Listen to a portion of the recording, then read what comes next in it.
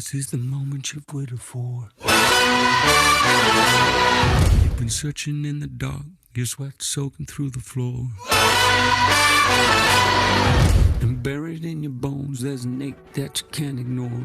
Taking your breath, stealing your mind, and all that was real is left behind. Don't fight it, it's coming for you, running at you. It's only this moment, don't care what can gather. Your fever dream, can't you see getting closer? Just surrender cause you feel the feeling taking over.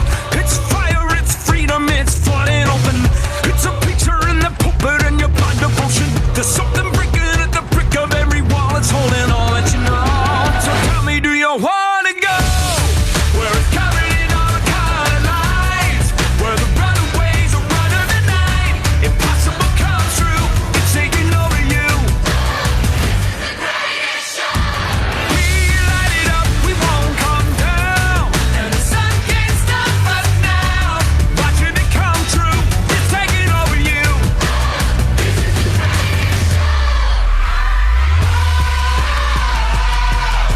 Colossal we come, these renegades in the ring, where the lost get found, every crown of the circus king. Don't fight it, it's coming for you, running at you. It's only this moment, don't care what comes after. It's blinding, outshining, and it can let you know. Just surrender cause you're coming and you wanna go where it's covered in all the colored lights, where the runaways are running the night. Impossible comes true, intoxicating you.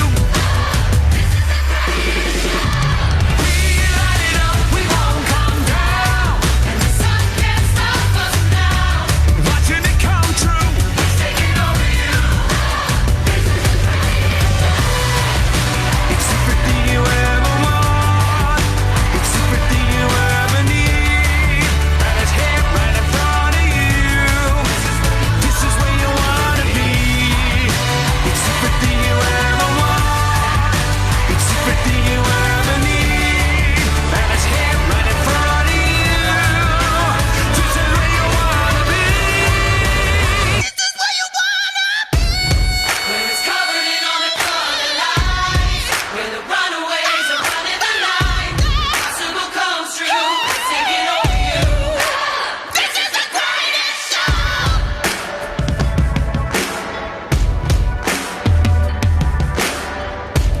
We light it up, we won't come down, and the sun can't stop us now. Watching it come true, it's taking over you. This is the greatest show. It's coming in all the colored lights, where the runaways are running the night. Impossible comes true, it's taking over you. This is the greatest show. We light it up, we won't come down, and the walls can't stop us now. Watching it come true, it's taking over you. 'Cause everything you want is right in front of you, and you see the impossible is coming true, and the walls can't stop us now. Yeah.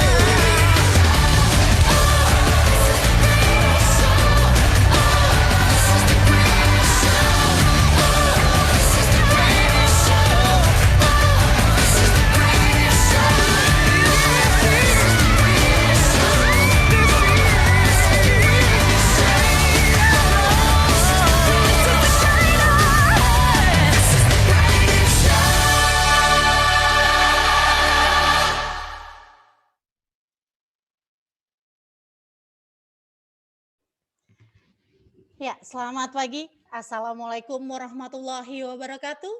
Salam, Namo Buddhaya, Om Swastiastu, salam dalam kebajikan, Wei Te Tung Tien, salam sejahtera buat kita semua.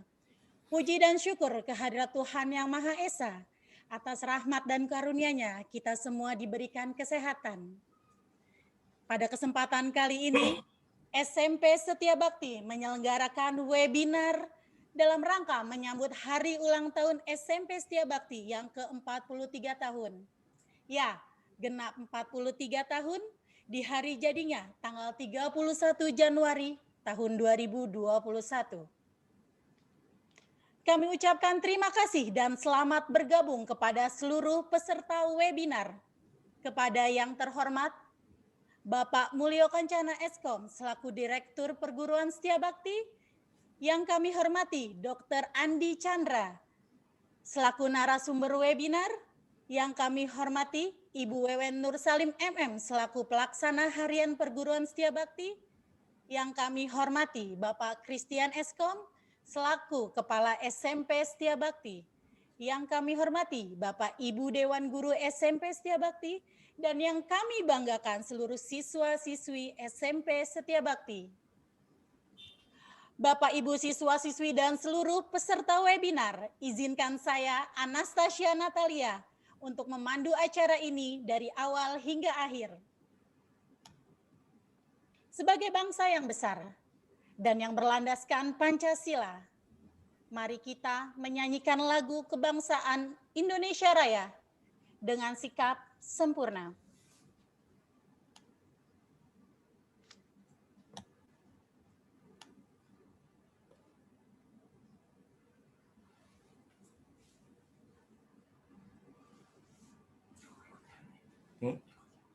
Enggak.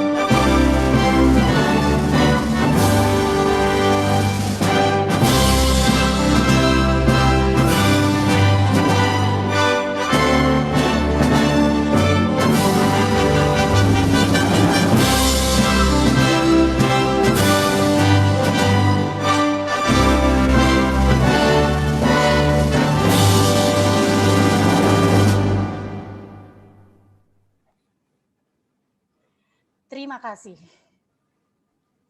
Kita akan melandasi kegiatan webinar kali ini dalam tuntunan Tuhan melalui doa yang akan dipimpin oleh Johnson Lukman SPD. Kepadanya disilakan. Terima kasih, pembawa acara. Mari Bapak Ibu sekalian yang terkasih, segenap peserta dan para narasumber dan Dewan Guru yang terhormat. Sebelum acara demi acara kita mulai, mari sama-sama kita bersatu di dalam doa. Semoga Tuhan selalu memberkati kita di dalam langkah kita untuk selalu eksis, untuk selalu sehat dan mantap. Mari Bapak Ibu sekalian yang terkasih, serta adik-adik peserta webinar yang Bapak banggakan, mari sama-sama kita bersatu di dalam doa. Kehadirat Wang Ten Sangti, Tuhan yang Maha Besar di tempat yang Maha Mulia. Dengan bimbingan Nabi Kungce dipermuliakanlah. Berolehlah kami kekuatan dan kemampuan untuk menjunjung tinggi kebenaran dan menjalankan kebajikan. Puji syukur dan terima kasih kami panjatkan kehadirat-Mu Wang Ten Sangti. Kami keluarga besar SMP Setia Bakti akan mengadakan webinar tetap sehat walaupun di rumah saja. Kami mohon ya Wang Ten Sangti, bimbinglah kami, tuntunlah kami dalam webinar ini dari awal hingga akhir. Kami mohon ya Wang Ten Sangti sehingga acara demi acara dapat kami jalankan dengan sebaik-baiknya untuk kemajuan kami bersama. Dipermuliakanlah. Wang Ten Sangti, kami mohon kepadamu ya Wang Ten, untuk bangsa dan negara Indonesia tercinta ini. belakangan ini bencana demi bencana, musibah demi musibah telah kami alami ya Huang Ten. Kami mohon ya Huang Ten agar Huang Ten segera meredakan semua bencana banjir, longsor, dan gempa bumi, gunung meletus. Kiranya Huang Ten memberikan keredahan untuk bencana-bencana untuk bangsa dan negara kami ini. Dipermuliakanlah. Demikian juga ya Huang Ten Sangti. Semoga virus corona COVID-19 ini segera berakhir dari muka bumi ini. Dipermuliakanlah. Dengan setulus hati kami bersujud, dengan sepenuh kebajikan, di dalam hati kami dipermuliakanlah. Huang Ten Sangti. Jauhkanlah hati kami dari sifat-sifat kelemahan, keluh dan gerutu kepadamu, maupun sesal penyalahan kepada sesama manusia. Dapatlah kami tekun belajar hidup benar dari tempat yang rendah ini. Terus maju menuju tinggi, menempuh jalan suci. Teguh dan kuatkanlah iman kami ya Huang Ten, karena kami yakin Huang Ten selalu penilik, pembimbing, dan penyerta atas kehidupan kami. Maha besar Tian, Tuhan Khalik semesta alam. Tuhan senantiasa melindungi kebajikan. Huang I Sangti, Hui Tian Yote. Huang I Sangti, Hui Tian Yote. Sancai. Terima kasih. Terima kasih kepada Chosen Lukman SPD karena telah memimpin doa. Semoga acara webinar kali ini dapat berjalan dengan lancar. Peserta webinar sekalian, bersama-sama kita mendengarkan sambutan dari Kepala SMP Setia Bakti. Kepada Bapak Christian Eskom, kami silakan. Terima kasih Bu Ana, salam sehat. Oke, kami ucapkan selamat pagi. Assalamualaikum warahmatullahi wabarakatuh. Salam, Om Swastiastu, Namo Buddhaya, dan hanya kebajikan Tian berkenan. Wete Tungkian. Yang terhormat Direktur Sekolah Setia Bakti, yang kami hormati dan sangat kami banggakan, Dr. Andi Chandra, selaku narasumber, yang terhormat juga PLH Sekolah Setia Bakti, Bapak Ibu peserta webinar, apa kabar? Kami harap kondisinya tetap semangat dan tetap sehat walau di rumah saja. Bapak Ibu yang berbahagia, anak-anakku sekalian, seluruh peserta webinar pada pagi hari ini, kami ucapkan terima kasih kepada seluruh peserta webinar yang telah bergabung dalam webinar yang diselenggarakan pada hari ini, Sabtu 30 Januari 2021, dalam rangka memeriahkan ulang tahun Sekolah Setia Bakti. Seperti yang kita ketahui bersama, penyebaran COVID-19 atau COVID-19 semakin meningkat di setiap harinya. Bapak Ibu atau seluruh peserta bisa melihat di stasiun televisi perkembangan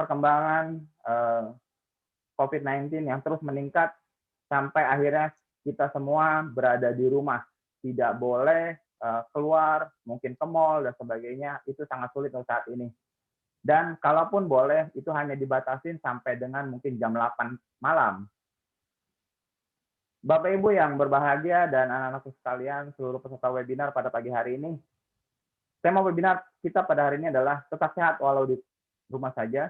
Tujuan dari tema ini adalah kami sadar betul bahwa selama pandemi, tadi telah saya sampaikan bahwa 90% dari kita semua melakukan aktivitas dari rumah. Belajar dari rumah, bekerja dari rumah, beribadah dari rumah, itu kita lakukan sendiri. Dan kita lakukan hampir semua masyarakat Indonesia melakukan hal itu. Dan kami peduli akan kesehatan karena kami sadar saat ini kesehatan itu sangat mahal. Nanti dokter akan menyampaikan banyak hal yang sangat berharga buat kita. Dan selain kesehatan menjadi prioritas kami saat ini, kami juga memberikan pendidikan yang terbaik buat putra-putri kami. Akhir kata kami ucapkan selamat menyimak dan mengikuti webinar pada pagi hari ini. Tetap semangat, jaga kesehatan, salam sehat selalu. Silakan MC untuk melanjutkan. Terima kasih Bapak Christian Eskom. Ya, kita sampai pada inti webinar kali ini yang akan dipandu oleh moderator kita, Mr. Serius Zebua. Sebelum dimulai, saya akan membacakan biografi beliau. Beliau adalah guru di perguruan Setia Bakti. Beliau juga menyelesaikan pendidikan Magister Sains Psikologi di Universitas Persada Indonesia. Beliau juga menulis sebuah buku Amaidola Zatu Amefona dan Bunga Rampai Sajak Tak Bersemi. Baik, saya akan menyerahkan kepada Mr. Serius Zebua untuk memandu acara webinar. Selamat pagi, terima kasih Bu Asnas yang sudah memperkenalkan saya begitu luar biasa. Satu kebahagiaan tersendiri bagi saya ketika bisa memandu acara yang begitu luar biasa hari ini. Dan selamat pagi kami mengucapkan kepada seluruh peserta webinar yang bersama-sama kita akan membahas satu topik yang luar biasa.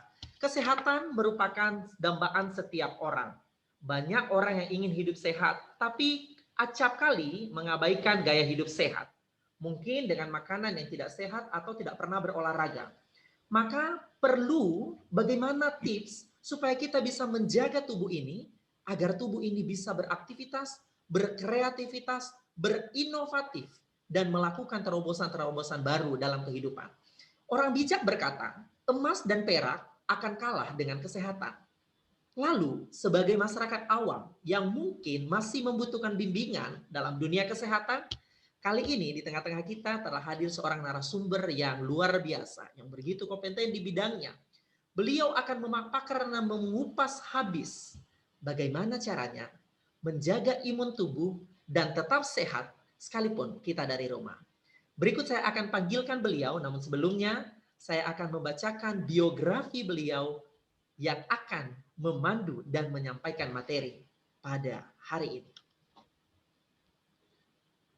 Saya persilakan kepada tim untuk bisa menampilkan slide beliau. Beliau adalah Dr. Andi Chandra.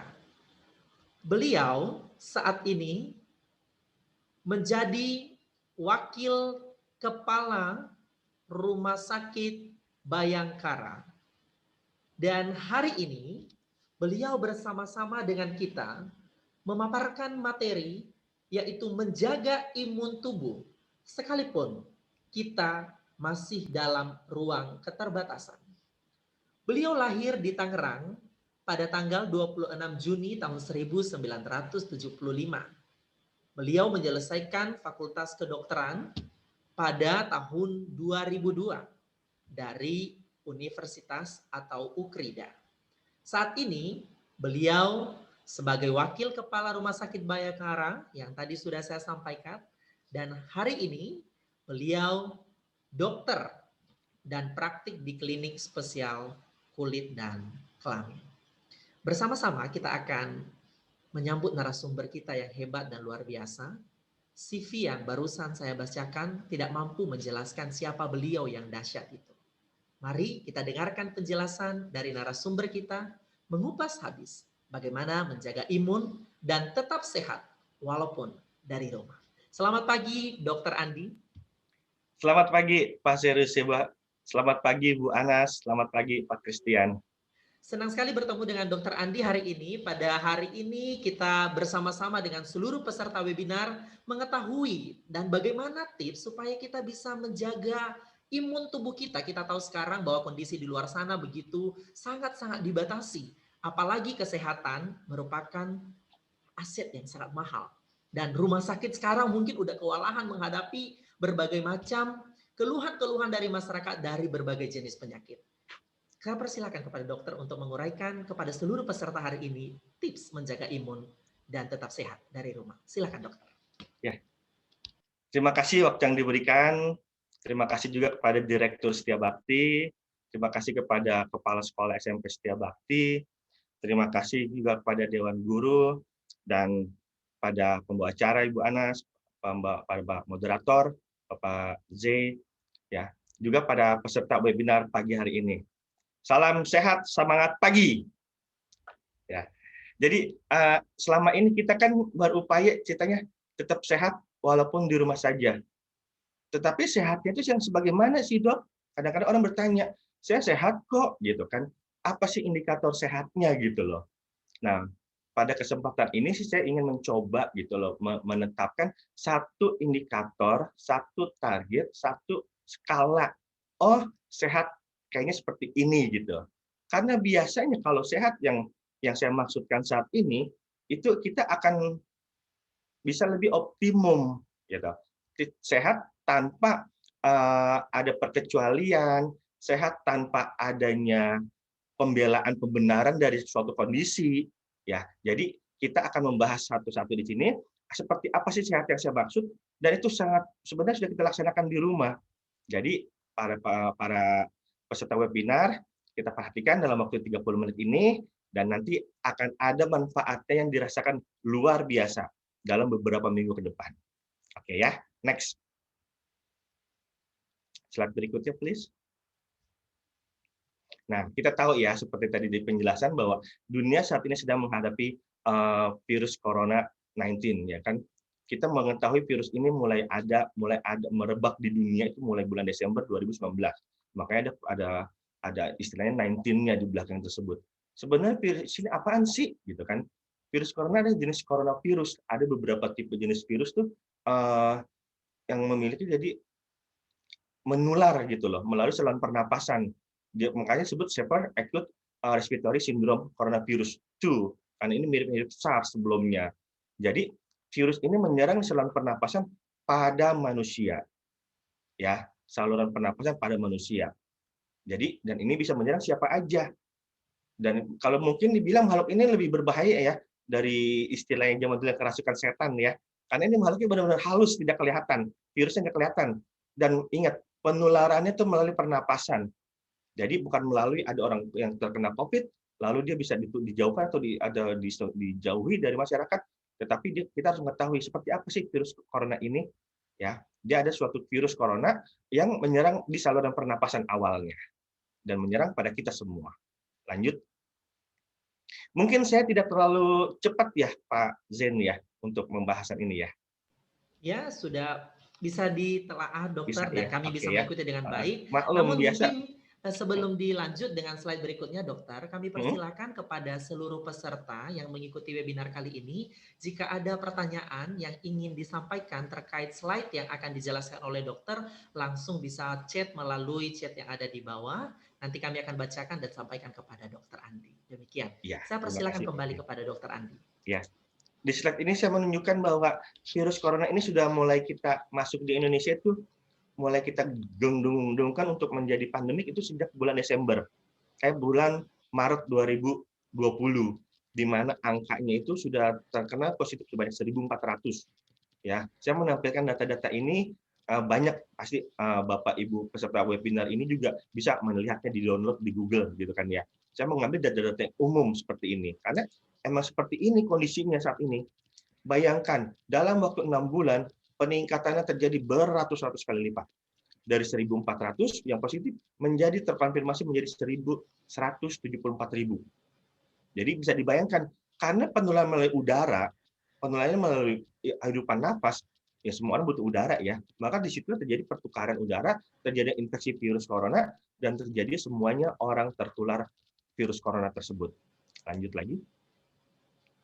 Ini bulan Agustus dan terakhir data bulan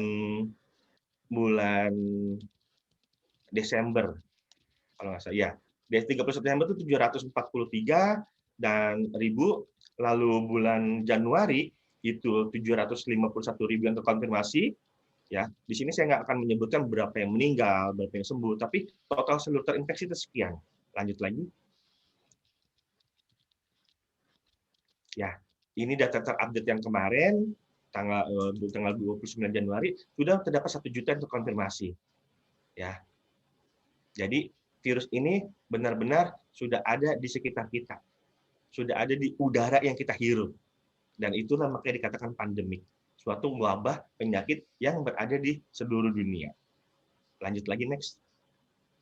Nah, apa sih sebenarnya virus COVID ini? Yang tadi kan dikatakan virus coronavirus ini ada suatu virus yang menyerang saluran pernapasan jenis baru. Sehingga gejala awalnya itu mirip-mirip kayak flu gitu loh. Dia tetap memiliki mekanisme infeksi virus awal, ya kan? Cuma karena virus yang baru belum ketahuan bagaimana cara bekerjanya, merusak tubuhnya di bagian apa, tetapi gejalanya udah jelas banget. Gejala itu mulai demam-demam, mungkin kalau orangnya kuat, saya nggak kenapa-napa kok, gitu kan ya. Atau mungkin orang yang kecapean, dia mulai sakit tenggorokan seperti itu. Atau kalau misalnya misal orang yang habis kecapean kurang tidur, kayaknya kok lemes-lemes, gerges-gerges gitu badannya, seperti itu, ya kan?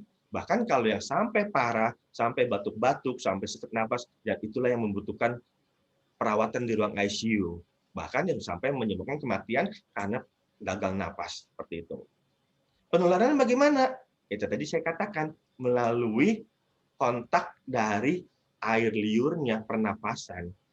Makanya ya bisa kalau dengan jarak yang dekat, orang ngomong seperti saya ini bisa keluar nih muncrat-muncratnya gitu. Tetapi saya maaf ya, dalam hal ini saya membuka masker karena ruangan saya sendiri ya. Tapi kalau di rumah kita tetap menggunakan masker atau pelindung untuk hidung dan mulut. Terus juga yang kedua, kenapa sih adanya melalui kontak tangan? Kita harus sering-sering mencuci tangan seperti itu. Berapa banyak kita sering mengusap muka? Berapa banyak kita sering menyentuh meja?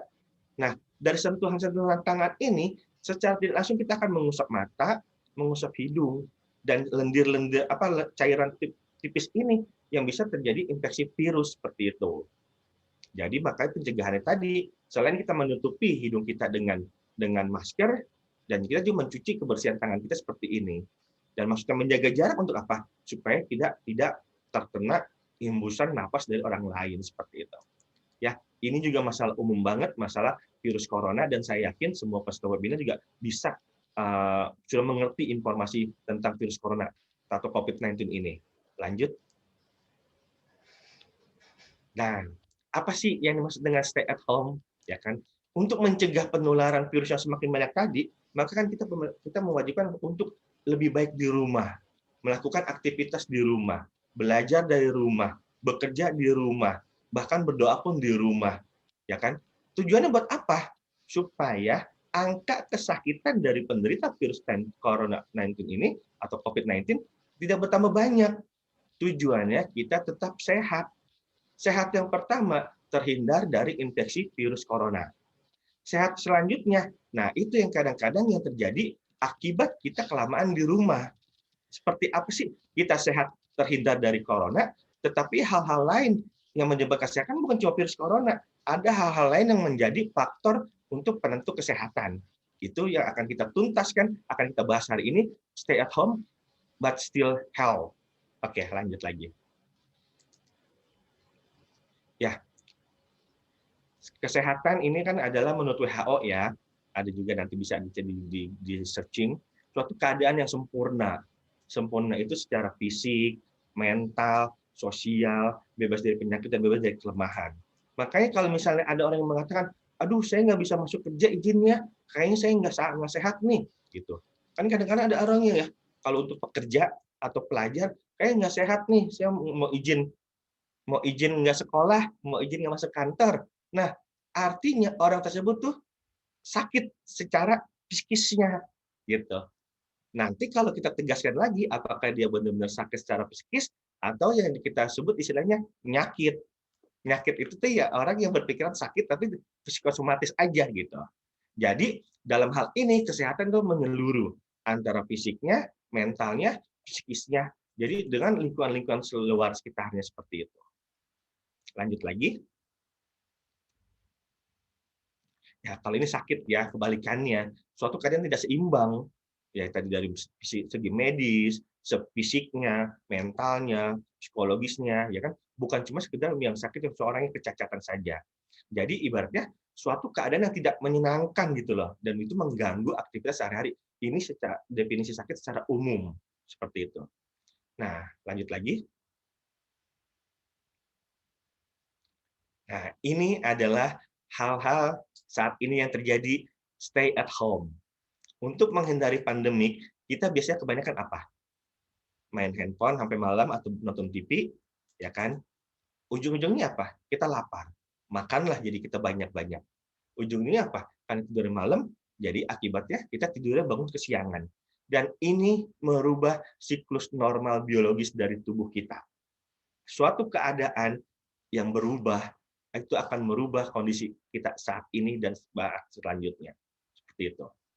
Ya, jadi coba deh saya ingin bertanya kepada peserta webinar, siapa yang melakukan aktivitas ketiga gambar ini? Saya juga pernah masalahnya, gitu kan? Tapi akhirnya ya itu tadi, kita bisa menyadari, oh ternyata ada perubahan nih dari pola hidup sehat saya. Oh, saya terhindar dari virus corona, tapi kok berat badan saya tambah naik ya, gitu. Atau sebaliknya, oh kok saya terhindar dari virus corona, kok mata saya makin hitam ya, karena saya kurang tidur, kebanyakan begadang, karena nonton film gitu istilahnya. Atau sebaliknya, kok saya kalau siang hari ngantuk ya. Nah, ini akibat-akibat efek samping dari kebiasaan-kebiasaan yang harus kita hindari pada keadaan kondisi stay at home saat ini. Lanjut lagi. Slide, please. Nah, ini akibatnya. Yang tadinya perutnya ramping 6 bulan lalu, sekarang perutnya maju. Yang tadi ukuran celananya 28, sekarang di atas 30. Saya juga. Ya, lanjut lagi. Nah, ini sehat. Sehat yang tadi dikatakan suatu keadaan yang seimbang, ya kan, kesehatan fisik, jasmani, mental, rohani, dan bukan hanya kecacatan fisik biasa. Nah, menurut saya, ini ada 3 komponen yang mempengaruhi sehat yang saat ini. Ya. Yang pertama apa? Kita sehat itu bisa melalui cukup makan, ya kan? Yang kedua harus cukup berolahraga. Yang ketiga harus cukup tidur atau istirahat. Di sini saya katakan tidur ya, sebenarnya arti katanya istirahat ya. Seperti apa sih mekanismenya segitiga ini? Segitiga ini suatu segitiga sama sisi, semuanya sama berurutan, seragam. Kalau kita kebanyakan makan atau kurang makan, yakin pasti dia akan sakit, mudah terserang flu atau terserang infeksi. Sebaliknya, kalau orang yang banyak makan, maka dia akan menjadi lambat dalam bekerja, dalam bergerak. Metabolisme dia akan lebih lambat. Sehingga dia juga akan menyebabkan tadinya pengentalan darah atau penumpukan kolesterol di dalam darah. Ya enggak? Yang kedua, olahraga atau aktivitas fisik. Tujuan buat apa? Membakar kalori, membakar lemak, membakar timbunan-timbunan yang kita makan tadi, supaya badan kita bekerja menghasilkan energi, menghasilkan panas. Dan itu juga bisa menghasilkan suatu daya tahan tubuh untuk mencegah terjadinya infeksi dari virus-virus atau bakteri-bakteri di sekitar kita. Yang ketiga, tidur atau istirahat. Tidur itu kita perlukan untuk apa? Mengganti, memperbaiki kerusakan dari sel-sel tubuh kita. Ya enggak? Dan manfaat itu pasti ada banyak lainnya. Selain untuk memperbaiki sel-sel rusak, dia juga untuk pertumbuhan sel-sel yang baru, ya kan, regenerasi sel terjadi pada saat kita tidur istirahat. Dan yang paling penting lagi terjadinya pada saat tidur adalah produksi hormon-hormon tubuh kita itu sedang aktif seperti itu. Sehingga tidur itu diperlukan untuk perbaikan dan pertumbuhan tubuh kita. Saya yakin peserta webinar kali ini banyak anak-anak sekolah ya. Anak-anak sekolah tuh yang misalnya ABG itu yang lagi masa-masa pertumbuhan, pasti dong kita ingin tumbuh maksimal. Bukan seperti zaman saya atau mungkin zaman orang tua nenek saya gitu kan. Pada saat saya tuh ukuran tinggi itu bisa dikatakan 170. Maka saya yakin untuk ukuran sekarang, tinggi itu bisa dikatakan menjadi 180 dengan perbaikan gizi, perbaikan sistem olahraga, dan pengetahuan-pengetahuan yang baik sebelumnya. Tentu juga terlepas dari faktor genetik ya. Kita melihat zaman dahulu, kita mengatakan bahwa waktu zaman Jepang, penjajah Jepang itu kan terkenal orangnya lebih pendek-pendek gitu kan ya, tinggi-tingginya. Tapi lihat sekarang orang Jepang, tinggi-tinggi semuanya. Karena dia dari pola makannya, dan pola yang pengetahuan tentang gizinya itu dia perbaikin. Begitu juga dengan orang-orang Korea, ya kan? Sekarang ini juga sama. Kalau kita melihat di TV atau di mana, banyak para manula-manulanya di Korea itu nggak terlalu tinggi-tinggi gitu loh. Tetapi lihat sekarang bintang-bintang film di Korea, itu rata-rata 170-180 semua tingginya. Karena mereka memperhatikan pola makan, pola olahraga, dan pola tidur atau pola hidup sehat yang 3 ini. Jadi pada hari ini, poin yang akan saya tekankan adalah dari sehat berdasarkan 3 aspek. Pola makan, pola olahraga atau aktivitas fisik, dan pola istirahat atau pola tidur. Lanjut lagi, Pak. Nah, ini kebutuhan pertama makanan. Makanan, ya kan, kita tahu ya kalau masih masa pertumbuhan ini, contohnya anak-anak yang umur 14-18 tahun, itu membutuhkan sekitar 2.000 kilokalori. Mungkin kalau di sini nanti ada ahli gizi, mohon maaf kalau saya menjelaskan terlalu kasar, terlalu gampang banget, karena hal ini saya minta untuk mudah dicerna gitu, ya. Terus juga kalau untuk ini ada kebutuhan juga antara pria dan wanita. Biasanya laki-laki itu membutuhkan tuh sekitar 20% lebih banyak 25% kalori daripada perempuan. Kenapa? Metabolisme laki-laki bisa lebih tinggi, lebih aktif aktivitas sehari-harinya, dan juga pertumbuhannya bisa lebih cepat pada saat dia masa-masa remaja tersebut, seperti itu. Terus juga kebutuhan anak-anak, kebutuhan dewasa, dan kebutuhan orang-orang senior atau manula. Itu juga berhubungan sekali dengan aktivitas fisiknya. Sehingga dari gambar ini saya bisa menyimpulkan bahwa kebutuhan kalori per hari itu bisa dikatakan tuh 2000 kilokalori per hari. Dan itu dibagi menjadi biasanya sih lebih baik 5 bagian. Sarapan pagi, ada cemilannya, makan siang, ada cemilan sedikit lagi di tengah-tengah, dan ada makan malam, seperti itu. Dan biasanya diimbangi juga dengan sayuran dan buah yang cukup, seperti itu. Ya, lanjut lagi. Nah, pola makan yang sehat itu bagaimana? Saya mencontohkan ini yang 1.200 kalori. Biasanya untuk aktivitas fisik orang pekerja kantor yang sifatnya tidak pergi bangunnya pagi, kurang olahraga, gitu kan ya, atau dia berolahraga ringan di rumah, terus pagi-pagi mengendarai kendaraan lah, nggak seperti naik dulu jalan kaki atau sepeda, naik busway atau mungkin naik angkot atau bawa kendaraan sendiri atau naik motor, seperti itu ya. Terus juga di kantor juga kebanyakan duduk, ya kan, bekerja di depan komputer, ya kan, maka kebutuhan kalori itu nggak lebih dari 1.200 kalori. Nah, apa yang sih masih dimakan ya? Seperti sarapan paginya, kita ada pemecahan-pemecahan seperti ini, sehingga kita bisa tahu, oh pagi-pagi itu makan jangan, kan kalau kita mungkin kalau kebiasaan pagi-pagi itu sarapannya nasi uduk, gitu kan ya, itu berapa kilokalori, udah banyak banget gitu. Siang-siang makannya ayam goreng dengan gado-gado dengan mie-nya, oh itu lebih banyak lagi. Dan makan malam bisa full, gitu kan ya, karena kita mengatasnamakan habis bekerja seharian dan butuh istirahat, butuh makan untuk tidur, sehingga kita makan yang banyak. Nah, akibatnya apa? Kelebihan kalori itu menjadi lemak tubuh. Lemak tubuh itu nempel di mana? Yang pertama kali nempel itu ada di pembuluh darah. Dari pembuluh darah diserap melalui lapisan-lapisan tisu di perut, di usus, lalu dia menempel menutupi organ-organ. Sehingga kalau misalnya banyak sekali saat ini terjadi penyakit-penyakit yang disebut dengan penyakit sindrom metabolik.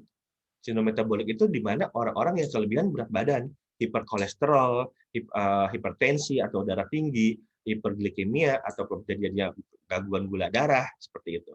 Karena itu tadi pola makannya tidak teratur, pola makannya tidak dibatasi, ya kan?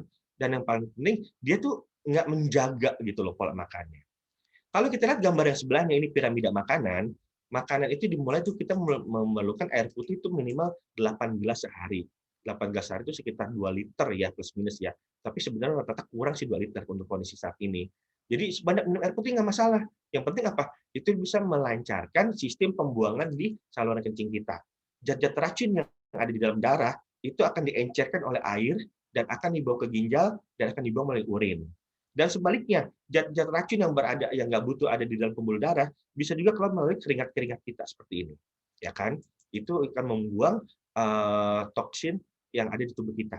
Jadi banyak minum air putih itu bagus.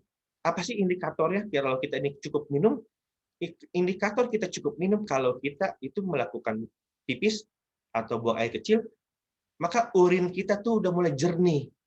Itu tandanya kecukupan urin, kecukupan air minum.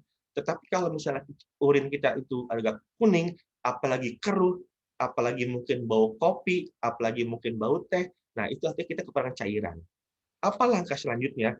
Minum air putih 1 gelas atau 2 gelas langsung untuk mengencerkan konsentrat atau konsentrasi darah di cairan di tubuh kita. Seperti itu. Sehingga kita akan mendapatkan urin kita jernih. Itu tanda kita kecukupan cairan. Yang kedua apa? Kita terus juga makan karbohidrat sebagai zat pembangun atau zat pembakar tubuh kita. Kita juga tetap ya mesti ada karbohidrat mulai dari mungkin ya nasi, mungkin roti, mungkin mie seperti itu. Tetapi jumlahnya dibatasi.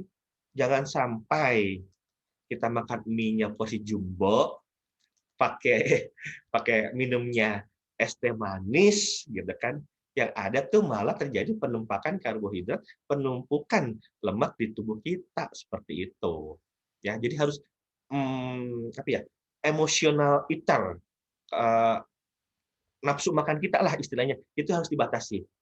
Saya sudah makan mie misalnya, ya sudah, karena saya makan mie itu porsi besar, ya saya bagi 2 dengan teman saya, dengan adik saya misal atau dengan siapa seperti itu. Kalau bisa, "Oh saya masih lapar nih." Nah beda ya, antara kebutuhan dengan keinginan tuh beda. Kebutuhan tuh benar-benar itu dibutuhkan tubuh. Keinginan tuh keinginan kita untuk makan lagi makan lagi makan lagi, emosi kita. Jadi kita harus menyadari bahwa yang saya sudah makan ini cukup. Yang sudah saya makan ini cukup untuk memenuhi kebutuhan kalori saya hari ini. Sehingga tidak terjadi obesitas. Ya, sayuran-sayuran, buah-buahan itu penting, ya kan? Apalagi buah-buah segar, karena itu banyak mengandung vitamin, mineral yang biasanya tidak ada di dalam makanan yang sudah dimasak. Yang terakhir adalah mungkin makanan-makanan yang minyak-minyak juga jangan lemak, jangan terlalu banyak, sehingga itu karena sudah dicerna gitu. Meskipun kita membutuhkan lemak, tetapi tidak perlu sebanyak itu. Karena ada beberapa vitamin yang larut dalam lemak ya, seperti vitamin A, D, E, K, itu kan larut dalam lemak sehingga bisa dibutuhkan diserap melalui vitamin tersebut ke tubuh kita. Ya, lanjut lagi. Mungkin nanti kalau misalnya ada di sini yang kurang jelas atau saya kecepatan, bisa langsung ditanya aja ya Pak Zen ya. Ya, dokter, mungkin sebelum dilanjut ke bagian berikutnya, ada tadi di slide pertama terkait dengan COVID-19. Apakah kita, dokter mau menjawab itu dulu atau melanjutkan materi? Bagaimana dokter? Ya soal makanan ya? Bukan, soal COVID-19. Dan Oh, ada juga, bolehlah, mumpung belum kelewat jauh. Apa itu? ya, sebelum kelewat jauh, beliau berasal dari Nusa Tenggara Timur, khususnya di Kabupaten Lombok, dari NTB. Beliau adalah mahasiswa dari Universitas Mataram. Beliau bercerita bahwa di tengah pandemi COVID-19 ini, Pak Ade bercerita bahwa di pandemi COVID-19 ini banyak sekali warga maupun masyarakat yang mengisi kegiatannya itu dengan bercocok tanam dan banyakkan kegiatannya di rumah saja. Pertanyaannya, buah dan sayur jenis apakah yang bisa ditanam di halaman rumah yang bisa menghindarkan kita dari COVID-19 dan baik bagi imun tubuh kita? Saya persilakan kepada dokter untuk menanggapi pertanyaan ini. Stay at home bukan berarti kita diam di rumah, diam aja. Kita bisa melakukan aktivitas ringan di sekitar rumah. Saat ini pasti ya, karena stay at home kita juga sering membuka handphone, melihat tuh apa sih situs-situs buah dan lainnya. Itu ada yang namanya tuh biasanya situs bercocok tanam di rumah. Ya Pak Ade ya, itu bisa kita juga menanam tomat atau menanam buah-buahan tuh yang di dalam pot. Itu banyak sekali sekarang ada di internet atau apa tuh cara yang menjual bibit-bibit tersebut gitu.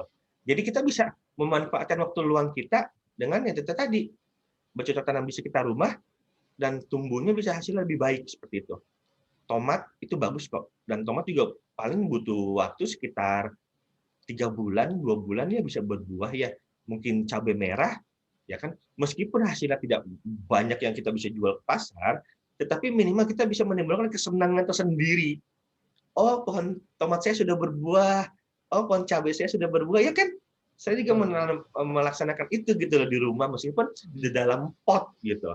Meskipun buahnya di bibitnya dikatakan sebesar 10 cm dan yang saya tanam cuma 5 cm, tetapi oke lah gitu ibaratnya bahwa oh tomat saya sudah berbuah.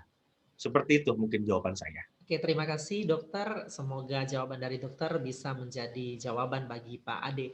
Pertanyaan berikutnya dokter, ini berkaitan terkait dengan virus corona dari Bu Titin Suryati. Bagaimana jangka waktu penularan virus sejak orang itu terjangkit sampai dinyatakan negatif virus? Dan bagaimana bagi OTG? Mohon penjelasannya dari dokter untuk bisa mengurai ini sehingga Ibu Titin Suryati mengerti dan seluruh peserta juga memahami. Ya boleh Bu Titin ya. Bu Titin, jadi kan tadi saya katakan bahwa virus corona itu menyerang melalui udara pernapasan, sama seperti virus flu ibaratnya, ya kan? Virus flu itu bisa menyerang orang lain kalau orang tersebut dalam kondisi lemah atau daya tahan tubuh kita kurang baik, atau virusnya ganas, seperti itu, lebih ganas daripada virus yang umumnya. Nah, kalau misalnya saya terkena virus corona, daya tahan tubuh saya baik, maka virus saya terinfeksi dengan virus corona, tetapi saya tidak ada gejala demam, tidak ada gejala batuk, tidak ada gejala lemes-lemes, dan saya nggak sadar kalau saya itu telah terinfeksi, maka saya dikatakan OTG, orang tanpa gejala. Bagaimana mengetahui saya OTG? Dengan melakukan pemeriksaan swab PCR atau swab antigen, seperti itu. Nah, berapa lama sih biasanya virus tersebut akan hilang dari tubuh kita gitu kan ya pasien ya? Betul. Nah, itu biasanya proses perjalanan itu 14 hari. Pada saat terjadi, kayak di grafiknya, aduh saya nggak tampilkan. Itu mulai dari grafik yang masuknya infeksi virus, dia berbanding terbalik dengan daya tahan tubuh. Pada saat misalnya virusnya tinggi, itu bisa daya tahan tubuh rendah. Tetapi dengan berangsur-angsur waktu, maka virus itu akan turun, daya tahan tubuh akan naik. Nah, seperti ini. Untuk orang normal, orang sehat, tanpa gejala, biasanya 14 hari itu sudah terjadi perbandingan dan hilang virusnya. Daya tahan tubuh sudah tinggi dan sudah membentuk imun. Seperti itu. Terus bagaimana sih dok kalau orang yang terinfeksi virus kok nggak sembuh-sembuh, masih ada terus? Ya, karena itu tadi daya tahan tubuh dia kurang bagus, sehingga virus yang ada tinggi, daya tahan tubuh nggak bisa naik, nggak bisa melawan virus nih. Jadi dia tetap segini aja. Ini virus ya contohnya ya, kalau imbangan. Sehingga virusnya tetap tinggi, bahkan sampai ada gejala. Nah, yang disebut dengan ada orang-orang komorbid, orang-orang kencing manis, orang-orang hipertensi. Sehingga apa? Telah terjadi kerusakan-kerusakan, penyumbatan-penyumbatan di paru-parunya. Kerusakan paru-paru. Kerusakan paru-paru otomatis kerusakan gangguan pernapasan. Kerusakan gangguan pernapasan otomatis terjadi apa? Gangguan penyerapan oksigen. Gangguan penyerapan oksigen menyebabkan apa? Semuanya kena muter lagi. Kerusakan otak, kerusakan jantung, kerusakan hati, semuanya seperti itu. Jadi itu tadi menyerangnya di saluran pernapasan, ya. Dan harus tetap memperhatikan daya tahan tubuh kita sendiri. Jangan sampai kita lemah dan kita menjadi bergejala terhadap infeksi tersebut. Ya, jadi saya katakan daya tahan tubuh kita mempengaruhi apa yang terjadi pada saat kita terinfeksi virus corona. Ya, yang kedua, penyakit-penyakit tubuh kita juga itu mempengaruhi daya buruk akibat dari infeksi virus tersebut, seperti itu. Yang ketiga, daya tahan tubuh kita itu bisa mempercepat penyembuhan dari infeksi virus corona. Dah, itu aja buat jawaban saya. Oke, terima kasih dokter. Tapi kalau kita menelisik lebih jauh dan menelaah, apakah perbedaan antara gejala flu biasa dengan gejala virus corona itu ada kesamaan atau ada perbedaan sehingga orang awam bisa membedakannya, oh ini gejala flu biasa, oh ini gejala flu karena virus corona. Kira-kira ada nggak dokter satu indikator untuk bisa dijelaskan kepada seluruh peserta? Ini pertanyaan dari Ibu Lili Susanti. Ya, untuk saat ini gejala virus corona dengan gejala virus biasa sama. Nggak mungkin dong kita, ini mah sama-sama flu biasa, sementara zamannya seluruh dunia sudah terinfeksi virus corona. Ya kan? Ibaratnya nggak mungkin kita mengambil hal yang simpel aja, sementara di luar sana sudah banyak yang parah. Jadi, setiap orang yang memiliki gejala flu, demam, bersin-bersin, sakit tenggorokan, langsung kita ambil tindakan kategorikan dia terinfeksi virus corona dan harus di swab PCR untuk mengetahui ada virusnya enggak virus corona dalam tubuh orang tersebut. Enggak kita anggap enteng sepele. Ini mah cuma flu biasa. Ini mah cuma demam-demam biasa. Ini mah cuma masuk angin biasa. Ini mah cuma kehujanan biasa. Enggak. Zaman ini zaman pandemik. Sehingga yang memiliki gejala demam, batuk, pilek, sakit tenggorokan kita kategorikan sebagai corona. Jelas ya. Kita mengambil kalau kita orang medis itu biasa mengambil kemungkinan yang terdekat dan kemungkinan yang terjauh. Kalau flu biasa memang ringan, istirahat, tidur, sembuh, gitu kan. Tetapi kalau kita ternyata isinya si corona, telat, kerusakan paru-paru, susah cari rumah sakitnya, susah lagi untuk dari proses penyembuhannya. Dan kita nggak mau mengambil risiko seperti ini. Itu maksud kami. Oke dokter, terima kasih jawabannya. Lanjut, ya. Nanti ada pertanyaan-pertanyaan yang sudah disampaikan, namun saya persilakan kepada dokter untuk melanjutkan pemaparannya. Nanti kita akan isi lagi dengan pertanyaan-pertanyaan. Ya, persilakan. tadi dari pola makan yang kita maksud tadi kan kita menyebabkan terjadinya keinginan untuk makan. Sementara kebutuhan makan kita kan yang udah kita batasin maksimal cuma 2000 kilokalori seperti itu kan. Nah, bagaimana sih perhitungan berat badan kita sih sebenarnya? Ini yang akan saya mau terapkan. Kenapa? Indikator sehat kita dari berat badan itu bisa nanti kemana-mana semuanya. ya kan? Perhitungan berat badan yang paling gampang kalau ini berdasarkan usia, maksudnya sih membagi antara orang yang dewasa dengan yang masih aktivitasnya tinggi, dalam ini 40 tahun biasanya. Tetapi secara umum ini bisa dipakai oleh golongan remaja ke atas. Kalau anak-anak beda dihitungan sendiri. Next lagi, lanjut slide-nya. Nah, kalau misalnya berat badan normal, itu ya tinggi badan dikurangin 100. Nah, tinggi badan saya 175 cm. Maka berat badan normal saya adalah 75 kilo. Udah, jangan lebih. Itu buat jadi standar kita. Kalau misalnya lagi yang mau ideal, contoh yang ideal gitu kan ya, saya misalnya mau lebih tirus, mau lebih berotot gitu misalnya, bisa dengan menggunakan berat badan ideal. Berat badan ideal yaitu tinggi badan dikurangi 100, dikurangi 10% lagi. Contoh, ya kan, kalau misalnya berat badan tinggi badan tadi 175, tingginya itu tinggi 175 cm, maka berat badan idealnya adalah 175 dikurangi 100, berarti kan 75. 75 itu dikurangi 10%, dikurangi 7,5 lagi. Jadi sekitar 67,5 ya. Nah, itu yang ideal. Nah, ya. Berbeda kalau misalnya dengan berat badan ideal, kita bisa lebih simpel, lebih ya nggak memandang orang yang obes ya, beda ya, karena orang juga punya genetik ya. Terlepas dari segi genetik ya, saya bicara di sini ya. Maka berat badan normal dan berat badan ideal itu akan lebih sebagai indikator patokan standar awal kita sehat di rumah, gitu loh. Dan kalau kita ada lagi mengatakan berat badan saat ini itu sama dengan berat badan aktual. Jadi saat ini berat badan saya misalnya 80 kilo, maka berat badan normal saya seharusnya 75 kilo. Artinya saya kelebihan 5 kilo, gitu loh.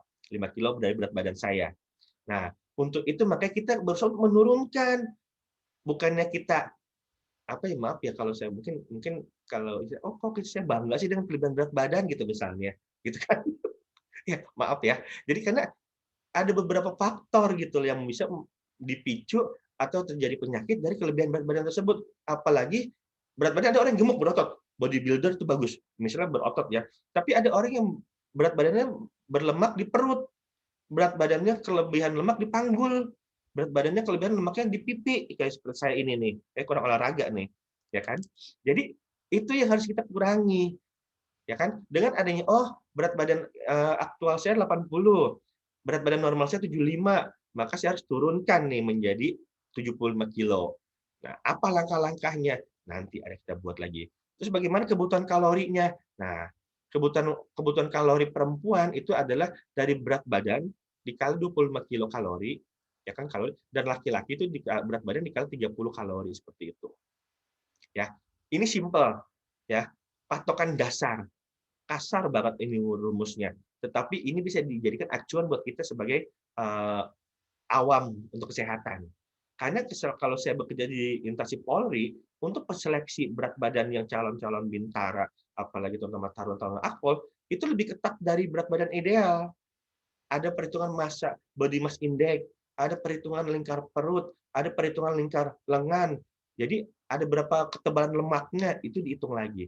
Tetapi buat awam saya hanya memberikan yang ini aja. Berat badan normal dan berat badan ideal. Ya. Next lagi slide. Lanjut. Nah, jadi selama kita di rumah, yang harus kita lakukan pertama adalah tadi ya, cek berat badan kita berapa sekarang, ya kan? Terus apa sih jenis diet dan syarat yang ininya, gitu kan? Berapa kebutuhan kalori saya? Susun menu-menu makanan sehari-hari dan praktekkan selingan pagi dan makan malam. Ini harus kita buat. Jangan sampai berat badan saya 80 kilo, saya dietnya pengen makan mie, pengen makan roti, pengen makan nasi uduk, makin tinggi. Seperti itu, ya kan? Maka kebutuhan kalori saya cuma 2000 kalori, udah dari 75 tadi dikali 30. Selesai, cuma 2200 kalorian, dibagi itu semuanya. Sehingga itu akan bisa menurunkan berat badan yang baik. Jangan bisik bilang-bilang juga ya, bahwa perhitungan berat badan kebutuhan kalori ini bisa sebagai rumus untuk penurunan berat badan loh. dengan berat badan yang kita berat badan normal atau ideal, kita kalikan dengan kebutuhan kalori kita makan segitu aja, artinya kan kita akan mengurangi asupan makanan kita, tetapi dengan keadaan nasi standar, itu secara otomatis akan terjadi penurunan biasanya 5% dalam sebulan. Lumayan loh, dari 80 kilo turunnya 4 kilo sebulan dengan pola makan sehat. Ya enggak? Next, lanjut.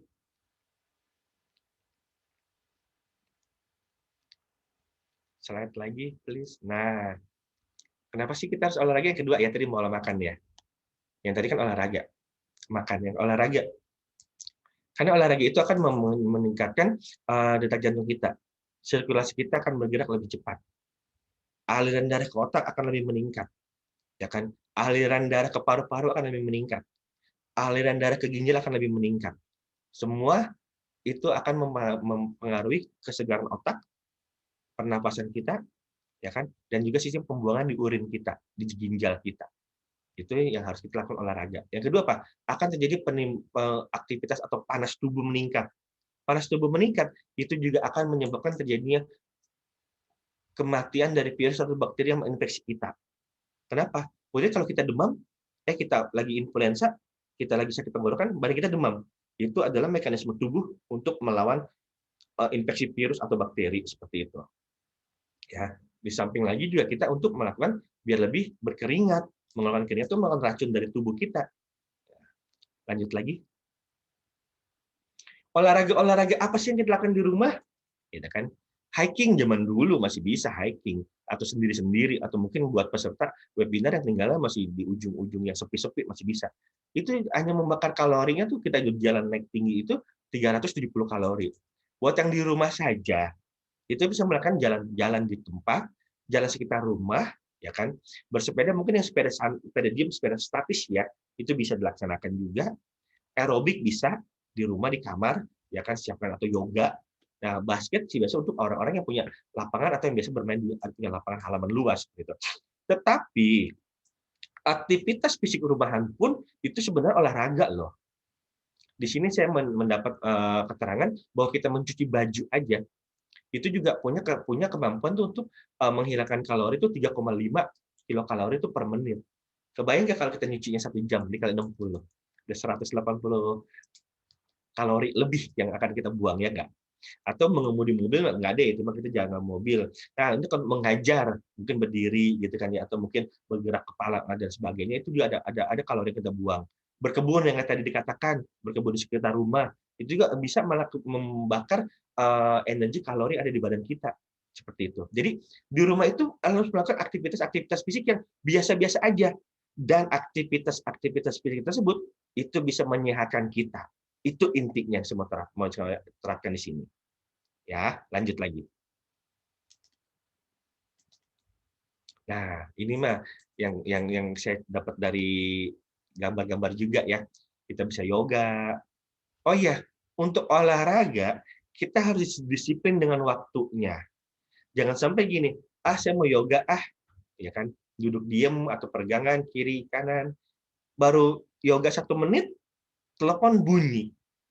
Ya kan, telepon dari temennya, udah ditinggal yoganya seperti itu. Atau kita lagi lompat-lompat tali, ya enggak, baru 2 menit, yang sekitar mau target 10 menit, ada dipanggil sama temennya atau sama orang tuanya untuk melaksanakan ini itu. Nggak jadi lagi olahraga, ya kan? Atau misalnya kita di rumah yang biasa dance atau apa, baru sebentar, tiba-tiba diganggu dengan ini. Jadi ada konsentrasi, ada indikator yang kita tetapkan berapa menit yang harus kita lakukan seperti itu.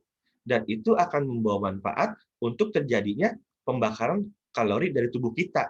Dan itu bisa yang tadi indikator sehat kita di rumah. Ya, lanjut lagi. Nah, yang ketiga tidur atau istirahat. Ya kan? Kenapa sih kita harus tidur? Kenapa sih kita harus istirahat? Ya itu tadi, kita untuk mengistirahatkan otot, mengganti memperbaiki kerusakan sel, ya kan, membuang racun-racun yang ada di dalam tubuh kita, ya kan, kadang-kadang kita tidur berkeringat.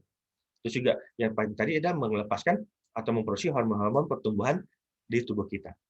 Lanjut lagi. Nah, ini pada saat kita tidur tuh relax banget, sehingga adrenalin, kortikosteroid kita itu akan menurun. Kalau kita rileks, maka hormon pertumbuhannya akan naik seperti itu. Makanya kenapa orang yang bukan berarti banyak tidur ya, orang yang cukup tidur terkesan tuh dia pertumbuhannya lebih cepat. Oh cepat ya, tahun lalu kamu masih setinggi gini kok sekarang tinggi lagi gitu kan ya. Ya kan seperti itu. Dan orang-orang yang lain juga hormon-hormonnya akan lebih berkembang, itu terutama untuk para ABG seperti itu, yang anak-anak remaja. Jadi anak remaja itu wajib tidur cukup paling nggak 6 sampai 8 jam tidur malam, bukan akumulasi seharian. Berbeda dengan tambah tidur siang. Tidur malam itu harus kira-kira 6 sampai 8 jam. Biar benar-benar pertumbuhannya, metabolismenya, dan perkembangan dari hormon lainnya itu bisa lebih maksimal seperti itu. Lanjut lagi. Mungkin ada pertanyaan Pak Zain? Dokter, terima kasih. Sebelum kita melanjut ke slide berikutnya, ini ada pertanyaan yang berkaitan dengan apa yang kita bahas di slide ini. Memang banyak banget pertanyaan-pertanyaan, ada sekitar 10 sampai 15 pertanyaan. Namun ini yang berhubungan dengan slide yang sedang dokter sampaikan. Selama kita di rumah, tentunya banyak kegiatan-kegiatan yang kita lakukan. Dan bagaimana cara kita untuk tetap meningkatkan imun kita dengan olahraga yang dikategorikan sesuai umur. Misal, dari umur 3 sampai 9 tahun. Kira-kira olahraga apa yang pas untuk meningkatkan imunnya? Umur 28 sampai 40 tahun. Dan umur 41 ke atas. Kira-kira olahraga yang pas untuk meningkatkan imun selama di rumah itu apa, dokter? Saya persilakan. Oke, ya. Jadi olahraga itu kan mungkin bisa mundur ke slide yang sebelumnya. Sebelumnya lagi.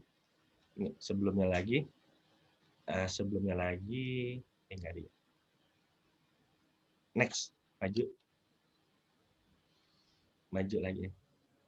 Nah, ini aja slide ini dan slide yang tadi. Jadi kita olahraga itu bukan berarti kita pakai pakaian olahraga atau gimana, cukup menggerak-gerakkan badan gitu loh. Kalau misalnya membagi kategorinya dengan kategori anak-anak, remaja, dan dewasa, dan manula. 4 ya. Untuk anak-anak, anak-anak itu berarti di bawah 10 tahun, saya yakin aktivitas fisik dia tuh masih tinggi. Mereka masih lari-larian di rumah. Mereka masih suka lompat-lompat di rumah, seperti itu. Ya biarkan aja anak-anak itu bermain di rumah. Dengan bermain di rumah, maka situ sudah bergerak sendiri, sudah bekerja sendiri. Ya. Untuk para remaja, nah ini membutuhkan aktivitas yang lebih tinggi juga. Bisa melaksanakan aktivitas di rumah tuh seperti yang tadi nih, lompat-lompat tali, atau mungkin yang senam di rumah, atau mungkin dia yang dance aerobik sendiri di rumah. Seperti itu bisa juga dilakukan oleh para remaja dan dewasa. Karena apa? Dia membutuhkan energi yang lebih gitu loh, sehingga terjadi pembuangan metabolisme lebih tinggi dan keringat lebih banyak keluar, ya kan? Apalagi dengan diimbangi dengan air minum, maka itu akan lancar banget tuh metabolisme di tubuhnya seperti itu. Ya, untuk dewasa dan senior dan manula cukup gerakan-gerakan yang ringan aja, bisa yoga, jalan santai di rumah. Tetapi ingat, ada tempo yang kita perhatikan, ada waktu yang kita tentukan. Saya jalan santai di rumah, berapa lama Pak? 5 menit, nggak ngefek. Saya mau jalan cepat ya, berapa lama? 10 menit. Kurang juga seperti itu. Karena itu tadi mundur dah slide sebelumnya. Nah, untuk kita lari aja itu 1 jamnya aja cuma 590 ya. Ini kalau lari cepat, mungkin lari jogging ya. Kebayang nggak kalau cuma 10 menit dibagi 10, cuma 59 kalori. 59 kalori atau 60 kalori. Kita makan roti 1 aja itu udah bisa 100 atau 80 kalori hilang. Sementara sarapan kita apa rata-rata? Bubur, nasi uduk, roti, ya kan? Itu lebih dari 100 kalori. Jadi ya kalau Bapak Ibu yang mau olahraga di rumah, time-nya diperhatikan. Saya mau olahraga minimal 30 menit dulu. Saya mau 30 menit mau jalan cepat. Saya mau jogging 30 menit. Saya mau lompat-lompat 30 menit. Nah, itu pagi dan malam 2. Sehingga kita bisa mencukupi kebutuhan ini tadi. Kenapa? Manfaat lain dari kita berolahraga yang cukup, tubuh kita kecapean, ada aktivitas yang nggak capek banget, maksudnya ada gerakan, ada kegiatan, sehingga itu bisa menyebabkan otot kita lelah dan tidur malam kita lebih berkualitas seperti itu. Ya, olahraga ringan ditanyakan dari rumah. Dengan space nggak muat dok, kan kamar saya ukurannya segini, nggak mesti luas-luas, lompat-lompat bisa, ya kan? Senam-senam atau ikut-ikut gerak-gerak badan bisa, ya. Atau pekerjaan di rumah, jangan banyak tuh tumpukan baju kotor, cuci sendiri, itu olahraga juga. Jadi aktivitas di rumah itu merupakan bagian dari olahraga juga ya dokter? Iya, Bersih, cuci piring, ngepel, dan segala kamar, macam itu. Oke. lap jendela, nyapu ngepel sendiri, itu olahraga. Coba dah, kita pasti berkeringat kalau kita melakukan itu. Betul. Kan yang penting makanya olahraga itu bukan seperti yang maksudnya yang olahraga yang lari di lapangan di luar. Kegiatan sehari-hari itu olahraga. Itu di intinya. Tapi terkait dengan itu dokter, yang paling bagus menurut dokter ini waktu untuk olahraga itu pagi, siang, sore atau malam. Yang paling ideal untuk tubuh itu kira-kira di waktu kapan, dok? Nah, kenapa kita harus olahraga di pagi hari? Karena pertama kita kan baru bangun tidur, tubuh kita tuh masih di kondisi belum terlalu hangat ya, suhu basal kita ya. Di situ kita bisa melaksanakan untuk melakukan olahraga di pagi hari. Ya kan? Kalau olahraga di siang hari, karena kan suhu Jakarta atau Tangerang sekarang lagi panas-panas juga ya. Itu juga nggak baik, ya kan? Karena bisa menyebabkan lebih mudah capek dan lebih cepat bosennya. Target kita setengah jam pasti nggak bakal tercapai gitu loh. Dan yang kedua sore hari biasanya. Karena pada saat sore hari itu cuaca juga mulai lebih baik, cuaca juga mulai sejuk, ya kan? Habis olahraga, kita berkeringat, kita mandi, kita segar lagi, dan kita untuk melakukan aktivitas di rumah yang malam hari selanjutnya. Jadi pagi dan malam kalau bisa dua momen ini untuk olahraga. Berarti dihindari yang siang hari ya dokter ya, karena cuaca tidak mendukung ya. Kalau kita melakukan kegiatan tersebut lalu kita mulai makan, cara untuk menghitung kalori pada makanan itu ada rumus tersendiri nggak dokter? Rumus kalori biasanya itu apa yang kita makan karbohidrat. Karbohidrat itu biasanya itu 4 ada takarannya. Setengah gelas nasi itu 50 kalori.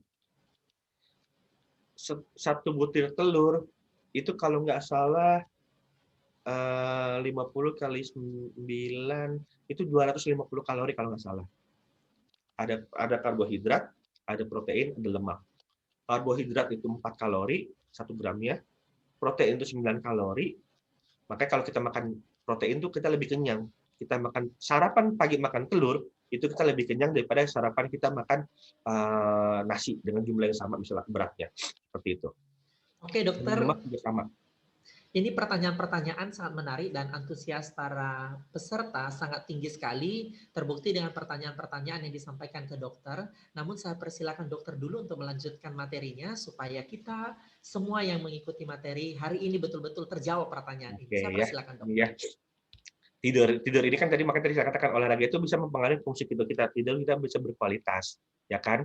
Tidur malam yang berkualitas itu kita bisa nggak terbangun. Jadi pada saat kita tidur malam jam 10, bangun-bangun pagi jam 5 seperti itu, ya kan? Atau tidur malam jam 10, kita bangun pagi seger. Tidur malam jam 10 langsung pules seperti kayak yang dikatakan pelor nih, nempel langsung molor. Karena itu dia sudah mempunyai kualitas tidur yang baik.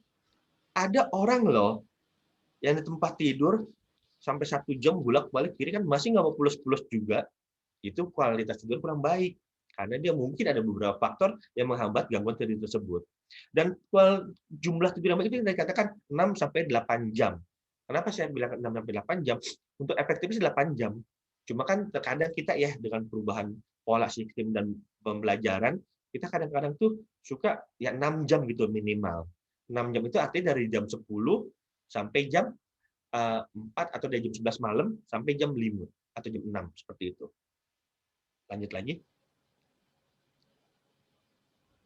Ya, jadi intinya fungsi tidur itu sebagai neuroendokrin, sebagai saraf-saraf juga tuh mengatur jam biologis. Karena jam manusia itu adalah malam bekerja di siang hari, malam istirahat, itu jam biologis kita. Ya kan? Mengatur homeostatis, keseimbangan tubuh, ya kan? Mengatur aktivitas seksual kita dan hormon-hormon reproduksi, ya kan? Itu juga memberikan pengaruh psikis yang baik, yang positif sebagai antioksidan, dan yang paling penting ya, fungsi tidur itu sebagai anti aging loh. Orang yang kurang tidur sama orang yang cukup tidur dengan kualitas yang sama, pasti dia berbeda.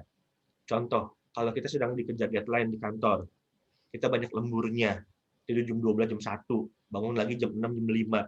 Seminggu aja, muka kita akan begini kan.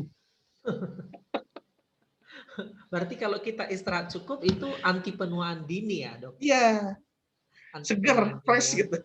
Berarti Dikasih harus tahu, banyak jangan tidur istirahat yang segini. cukup ya, dengan 6 sampai 8 jam tadi ya. Iya. Pemetaan pemulaan kira-kira seperti apa itu, Dok? Gimana? Pemetaan pemulaan jam tidurnya mulai tidur dari jam 8 sampai jam berapa? Baiknya Kira-kira sih yang dari baiknya jam seperti 10 udah mulai tidur ya. Jam 10 itu sudah mulai tidur karena kita mengimbangi sampai jam 5 itu udah 7 jam. Cukup. Cukup ya. Jam Kalau 10 bangun kesiangan juga ada efeknya nggak, Dok? Kalau kita bangun di atas jam 7 atau di atas jam 8? biasanya sih bakal lebih lemes ya kalau pengalaman saya. Saya kan bekerja kan masuk kantor jam 7. Mau nggak mau berangkat saya dari rumah jam 6. Saya udah terbiasa bangun tuh jam 5, jam setengah 6 seperti itu. Oke. Bagi Dokter, saya persilakan kembali untuk menjelaskan. Oke, lanjut lagi ya. Next lagi, lanjut. Nah, kita udah sampai di kesimpulan, ya kan?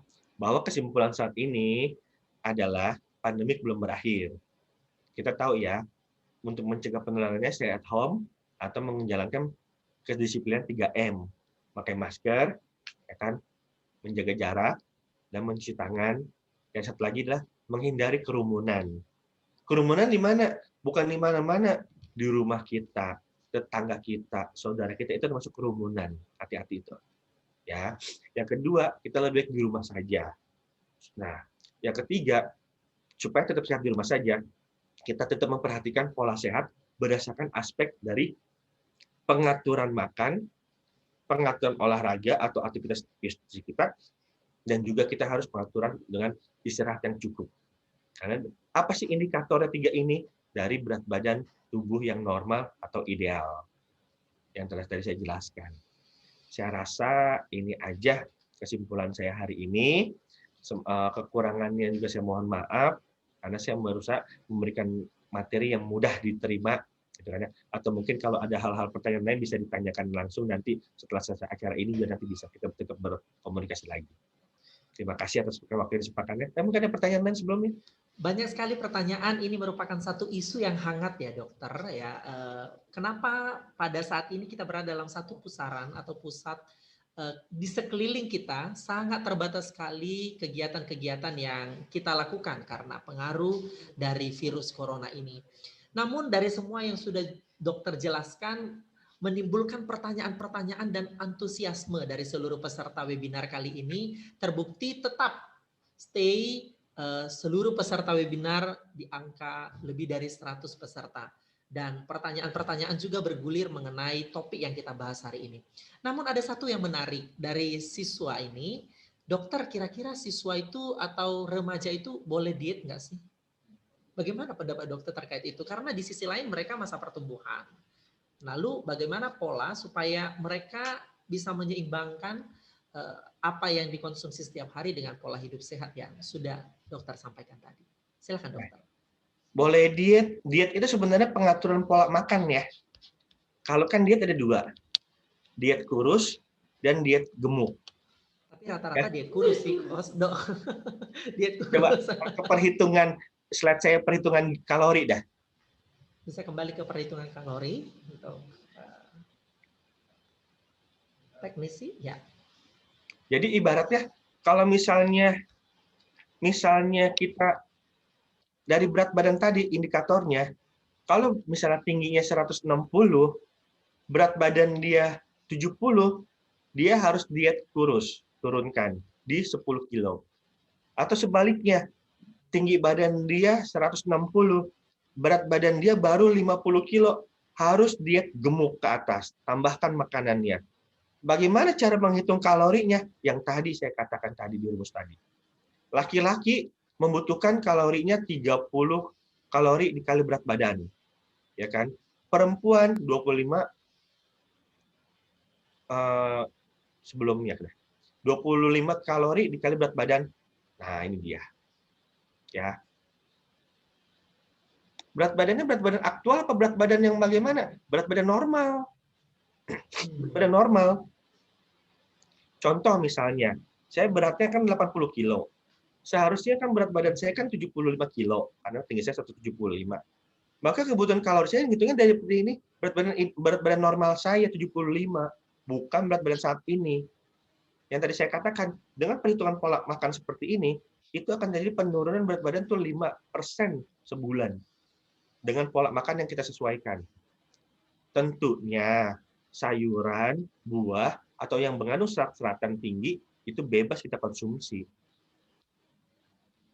Oke, berarti Seperti sayuran-sayuran misalnya kayak labu, toge, terus daun sayur-sayuran hijau ya, bayam, kangkung, itu kalorinya rendah loh. Ada nanti rumus-rumus perhitungannya, kalau misalnya mau. Seperti itu. oke, terima kasih Jadi dokter, jawabannya harus sudah diet, luar biasa. boleh harus tetap makan, tetapi dengan memperhatikan berat badan normal Ideal. atau berat badan ideal. Mau kemana larinya? Mau ke normal atau mau ke ideal? Dari 80 kilo ke 67,5 kilo, berarti kan 12,5 kilo, agak susah ya. Kita turunkan dulu aja ke berat badan normal dulu. Kalau udah normal, kalau mau ke ideal, silahkan dilanjutkan. Oke dokter, terima kasih banyak penjelasannya. Namun ada pertanyaan-pertanyaan, sepertinya ini isu yang sangat hangat sekali ya, karena sedang kita alami.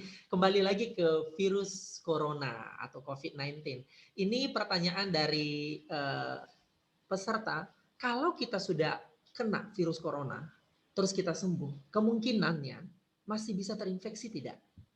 Itu pertama. Kedua, ini berkaitan, kalau kita sudah kena virus corona itu, kita harus tindakan yang pertama itu apa yang harus kita lakukan? Ketika kita di rumah, karena di luar ketika kita menghubungi rumah sakit, selain justifikasi dari tetangga, jangan begini, udah terinfeksi. Jadi ini merupakan sebuah aib mungkin ya. Kalau masih belum teredukasi dengan baik. Jadi bagaimana pandangan dokter terkait dua pertanyaan ini? Ya, kalau misalnya tadi yang pertama, kalau kita sudah terkena virus corona ya, ya itu di tubuh kita sudah terbentuk antibodi. Kalau mau kita bisa mengukur berapa sih titer antibodi kita terhadap virus corona ini, dan itu memerlukan biaya cukup tinggi ya, karena pemeriksaan serologi. Ya, yang kedua alangkah baiknya kita tetap menjaga kesehatan kita, jangan sampai terinfeksi lagi. Banyak pasien-pasien atau orang-orang yang sudah terinfeksi virus corona pada awal-awal tahun lalu, sekarang kembali lagi ke rumah sakit dengan virus yang sama, bahkan kondisinya lebih buruk, lebih parah. Karena apa itu tadi? Antibodinya menurun, virusnya naik. Keserang lagi dia, kena lagi. Ya, jadi tetap pencegahannya tetap menggunakan 3M tadi. Pakai masker yang benar. Di hidung, mulut tutupin semuanya. Seperti itu. Nah, perlu kita edukasi juga ke teman-teman, keluarga, ke tetangga yang lainnya. Penularan virus corona bukan dari tatap mata orang yang terkena infeksi corona. Contoh, saya kena infeksi corona, saya melihat Pak Zen dan saya melihat Ibu Anas, tatap mata maka Anda akan tertular. Tidak ya? Tidak. Kecuali kita ada kontak erat dalam satu ruangan, kita ngomongnya panjang lebar hampir setengah jam, nggak pakai masker, atau kita lagi makan bersama, buka masker, makan bersama, tapi sambil ngobrol ya. Enak ya Pak makanannya ya, cop. Iya enak nih makanannya. Itu akan jadi penularan droplet ini nih. Tapi kalau kita makan diem, risiko kecil. Dari ngomong-ngomongnya ini. Makanya ada beberapa praktisi kesehatan, mereka tuh makan, diem. Tiba-tiba dia pengen ngomong, dia pakai masker dulu. Mbak, tolong dong ambilin misalnya sausnya. Tolong dong ambilin ininya. Kalau udah gitu. Seperti itu. Jadi ininya nggak keluar. Dropletnya. Ya, seperti itu. Dropletnya terhalang oleh Ya, masker. bukan dari tatap mata ya. Wih, Dokter Andi kena corona. Awas jangan diliatin. Dan loh, ada orangnya. Padahal itu saudara kita, tetangga kita, adik kita, ya, kita jauhkan seperti itu. Enggak, itu kasihan. Ya. Betul. Tetap kita dengan memakai masker, kita tetap gak berdekatan. Bisa seperti itu. Tapi ya kita hindari, kalau udah kena ya tetap isolasi. Tunggu sampai 14 hari, virusnya turun, imunnya naik. Seperti itu. Ya. Pada suhu berapa sih dokter kira-kira virus ini mati, virus corona ini mati? Misalnya kita kan di rumah aja nih, di rumah terus kita memesan makanan dari luar baru kita masak, kita panaskan lagi karena demi keamanan ya. Kira-kira di suhu berapa itu virus ini Virus itu bisa kan mati? pada umumnya sama seperti virus-virus lainnya ya. Mm-mm. Komponen protein di suhu 80, 50 juga dia bisa mati. Apalagi lebih lama waktunya, 5 menit, 10 menit seperti itu. Atau minimal juga dia akan lemah, terurai. Ingat ya, virus itu tidak berdiri sendiri. Berbeda dengan bakteri. Butuh inang ya.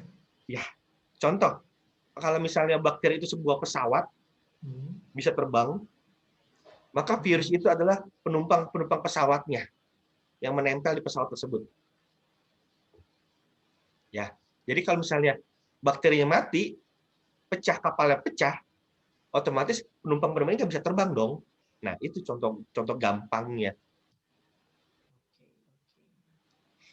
Berarti pada suhu tertentu ketika bakteri itu mati, maka virus yang ada di bakteri tersebut sudah tidak bisa menginfeksi. Makanya kan kita kan manusia. menjaga makanan kan makanan yang hangat, makanan yang segar, makanan yang tidak dijamah oleh tangan telanjang seperti itu ya. Makanan yang tertutup tidak tersiram debu, terkena debu seperti itu. Oke dokter, ada pertanyaan yang menarik dari Didi Halim dari SMA 95 Jakarta. Menurut dokter, bagaimana pandangan dokter ini terkait vaksin Sinovac? Apakah efektif? Mengingat tidak semua orang mendapatkan vaksin itu. Ada yang prioritas, ada yang nomor 2, nomor 3, dan lain sebagainya. Bagaimana pendapat dokter terkait itu? Apakah harus sesegera mungkin divaksin? Nah, penyediaan vaksin ini kan belum cukup ya. Kan tetap dari pabrik kan tetap diproduksi, adanya ada, maka untuk menghemat kan kita prioritaskan siapa yang lebih dahulu mendapat vaksin. Vaksin pada umumnya adalah berupa komponen virus atau partikel virus atau particle like virus ya yang disuntikan ke dalam tubuh manusia. Kalau contoh saya terinfeksi virus corona, maka saya akan mendapat dan saya sehat, maka saya akan membentuk kekebalan terhadap virus corona. Imun saya aktif. Vaksin itu adalah virus yang dilemahkan, dimasukkan ke tubuh saya. Maka tubuh saya akan membentuk imun juga seperti itu. Dan berdasarkan penelitian atau yang teori yang saya baca tentang virus, itu sangat efektif loh. Karena apa? Kalau masyarakatnya sudah terbebas kebal terhadap virus, maka virus itu akan turun dengan sendirinya.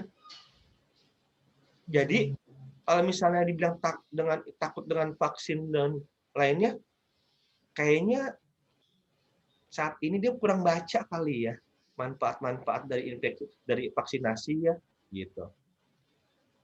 Oke dokter. Dan kita kan selalu memperbaiki fungsi vaksinnya, pelaporan kejadian kejadian ikutan pasca imunisasi. Itu ada pelaporan-pelaporannya. Dan untuk terjadi vaksin keluar, itu sudah melalui penelitian juga seperti itu. Dari segi teori dan lain-lainnya itu sudah masuk. Dan kalau secara pribadi, saya sih mendukung program vaksinasi. Oke dokter. Dokter, ini ada juga yang sudah terinfeksi virus corona ini, terus sudah sembuh. Apakah mereka ini sudah pasti memiliki antibodi? Mereka butuh divaksin lagi tidak kira-kira dokter? Nah, ini pertanyaan dari Meta ini. Yang namanya kita habis terinfeksi itu pasti sudah terbentuk antibodi. Secara teori sudah. Yang tadi saya bilang, berapa kadar antibodinya? Berapa lama antibodi itu akan bertahan di tubuh? Itu yang kita nggak tahu. Dan vaksin ini bisa diberikan lagi untuk membooster supaya imun kita terbangkit lagi untuk tumbuh lagi. Itu boleh. Nanti tahun depan ibaratnya. Oke. Dokter, ada 2 pertanyaan lagi sebelum kita menutup pembicaraan yang begitu hangat ini dan begitu luar biasa mengedukasi. Kita mengenal yang namanya khususnya di Indonesia ya, ada 2 swab. Ada swab antigen, ada PCR, dan mungkin ada lagi swab lain yang nanti dokter jelaskan ke kita. Tapi di negara Cina baru-baru ini memperkenalkan metode baru untuk deteksi COVID-19 ini, yaitu swab anal. Menurut dokter, apakah di Indonesia kemungkinan akan diterapkan hal ini? Dan bagaimana ciri-ciri swab ini? Karena mungkin kita perlu juga diberitahu sebagai orang yang memang tidak di dalam dunia kesehatan. Saya persilakan kepada dokter. Jadi yang namanya swab itu kan untuk mengusap ya. Contoh kalau kita membersihkan meja, maka meja kita usapkan. Kalau meja itu bersih, maka lap ini bersih. Gitu. Swab di tenggorokan, di hidung, tenggorokan atau hidung, kita mencari virus yang ada di hidung atau di tenggorokan. Kadang-kadang di rumah sakit, di sini negatif, tapi gejalanya COVID. Ya enggak? Betul. Kita ambil dari mana? Ambil dari paru-paru, masukin sini. Cairan paru-parunya diambil, diperiksa dan bisa positif. Ya enggak? Satu. Kedua, gejala COVID bisa juga diare. Di sini negatif, sampai ke paru-paru negatif. Lalu di mana? Ada di lambungnya. Cairan lambungnya. Ya Kak. Atau yang ketiga mungkin tadi di sini negatif, di sini negatif, di sini negatif, ternyata dia udah sampai bawah. Udah turun ke saluran pencernaan ke bawah. Makanya dilakukan swab anal. Pertanyaan saya, emang kita mau dicolok-colok di swab terus? Apa lebih gampang pakai masker?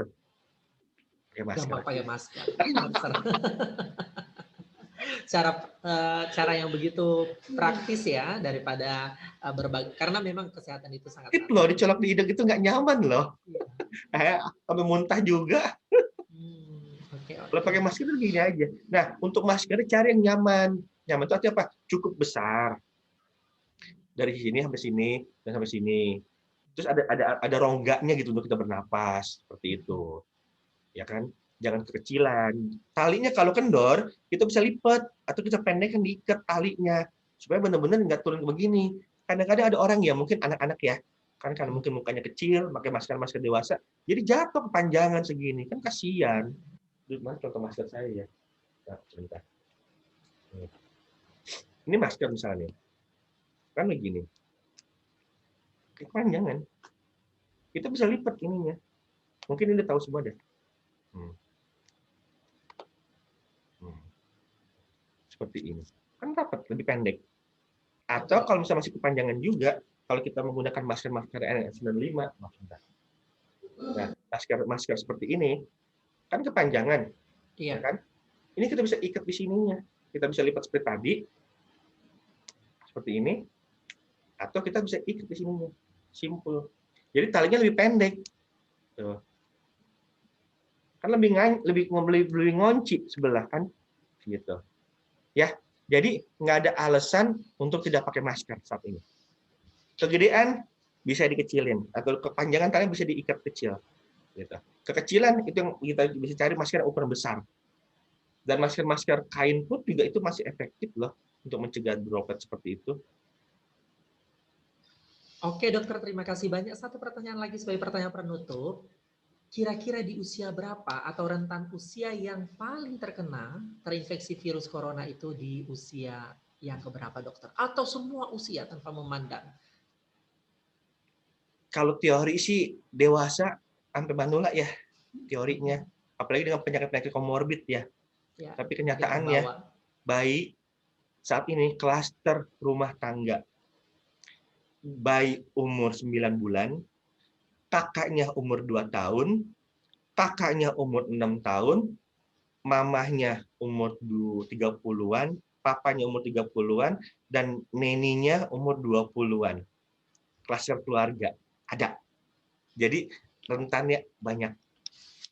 Seperti itu. Berarti tidak hanya di kategori umur yang dewasa sampai manula ya, masih lanjut usia, tetapi bisa saja virus ini menginfeksi siapa saja tanpa pandang bulu, jabatan, kedudukan, ataupun pekerjaan dalam kehidupan sehari-hari. Peserta webinar yang terhormat dan kepada Dr. Andi, kami mengucapkan terima kasih banyak yang sudah mengedukasi, memberikan ilmu yang begitu berharga. Bapak Ibu dari rumah kita masing-masing berikan aplaus untuk Dr. Andi yang begitu luar biasa, dahsyat dan keren banget. yang memberikan pengetahuan-pengetahuan aktual terkait dengan kondisi kita saat ini. Dan hari ini, saat ini memang kita butuhkan untuk pembelajaran dalam kehidupan kita, bagaimana menata hidup kita jauh lebih baik, jauh lebih sehat, walaupun semua kegiatan kita dibatasi oleh situasi dan kondisi saat ini. Kalau boleh saya simpulkan bahwa pola kehidupan, pola makan sangat mempengaruhi bagaimana imun ini bisa naik. Pola istirahat sangat dibutuhkan, bagaimana kita bisa menikmati hidup dengan baik, dan pola olahraga akan mengatur menata kehidupan kita supaya kita benar-benar bisa melakukan kreativitas, inovatif dengan badan yang sehat dan bugar. Ingat satu kata bijak mengatakan bahwa pikiran yang sehat berasal dari tubuh yang sehat. Tubuh yang sehat akan menghasilkan karya-karya nyata. Percuma menghasilkan karya nyata kalau tubuh kita sudah lemas. Mari menjaganya, jangan tunggu besok, jangan tunggu nanti, mulai dari sekarang menjadi agen perubahan untuk kehidupan bagi seluruh masyarakat dimanapun kita berada. Sekali lagi terima kasih kepada Dr. Andi dan terima kasih sudah mengurai dengan baik untuk kami. Kiranya ke depan kita bisa bertemu lagi dalam webinar-webinar dengan topik yang menarik tentunya. Saya Serius Zebua yang memoderatori acara ini. Saya kembalikan kepada Ibu Anastasia untuk melanjutkan acara selanjutnya. Terima kasih. Terima kasih Mr. Serius Zebua. Terima kasih Dr. Andi Chandra yang telah memaparkan tetap sehat walau di rumah saja. Baik, kita akan ke acara selanjutnya, penampilan dari OSIS. Ya, kita akan sama-sama saksikan.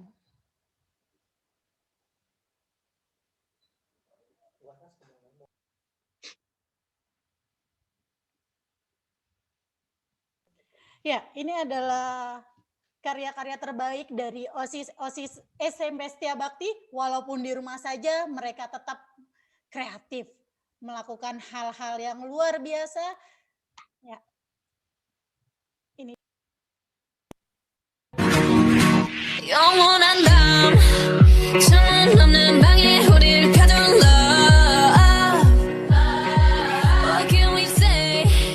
매번 아파도 외치는 love. 다치고 망가져도 난 뭘 믿고 버티는 거야. 어차피 떠나면 상처 조성이 채로 미워하게 될걸.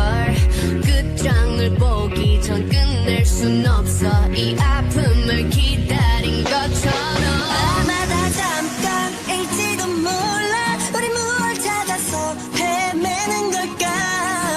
But I don't care. Do it over and over. 내 세상 속에 너만 있으면 돼. We are the lost girls. 네 멋대로 내 사랑을 끝낼 순 없어. But we were born to be alone. Yeah, we were born to be alone. Yeah, we were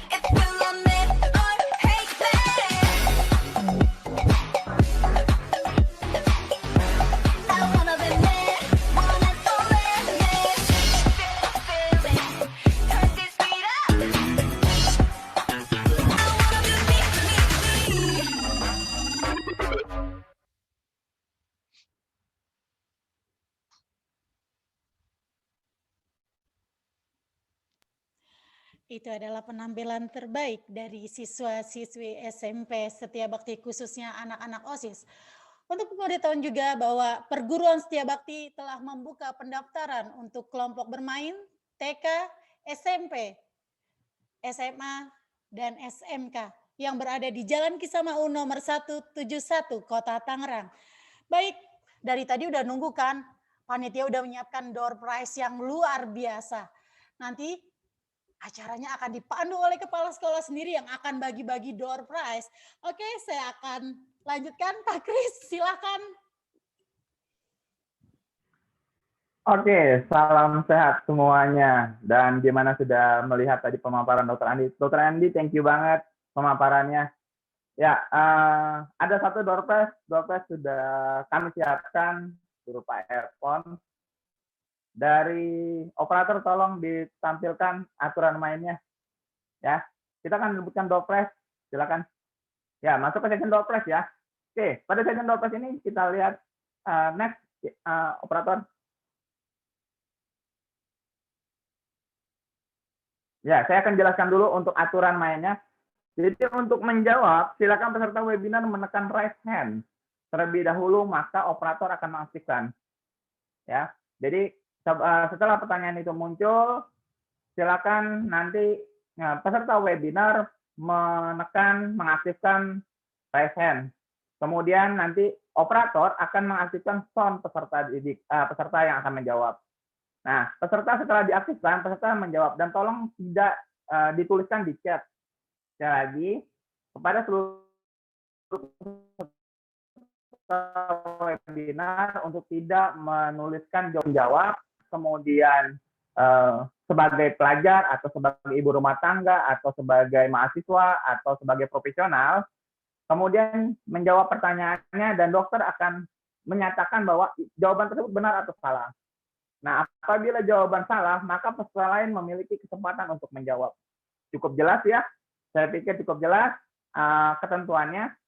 Dokter, dipersilakan pertanyaannya atau mau ditampilkan di slide, dokter? Tampilkan aja nggak apa-apa. Oke, ditampilkan aja ya, dokter. Oke, silakan. Ini pertanyaannya. Seorang laki-laki umur 20 tahun, berat badannya 80 kg, tingginya 175 cm. Pertanyaannya, berapa berat badan normalnya, berapa berat badan idealnya, berapa kebutuhan kalorinya? Waktu dimulai dari sekarang. Operator nanti tolong di sounding ya, siapa yang aktif raise hand-nya terlebih dahulu. Ayo. Sudah dihitung? Tadi sudah ada rumusnya. Kalau memperhatikan pasti bisa jawab. Ya, itu kan dari diulang-ulang juga tadi. Ya, sudah beberapa pertanyaan tadi ya, Dok ya. Oke, sudah ada operator? Ayo. Sudah? Ya, seorang laki-laki umur 20 tahun, berat badan 80 kg, tingginya 175 cm. Berapa berat badan normalnya dan berapa berat badan idealnya? Berapa kebutuhan kalorinya? Tadi sudah ada rumusnya. Ayo.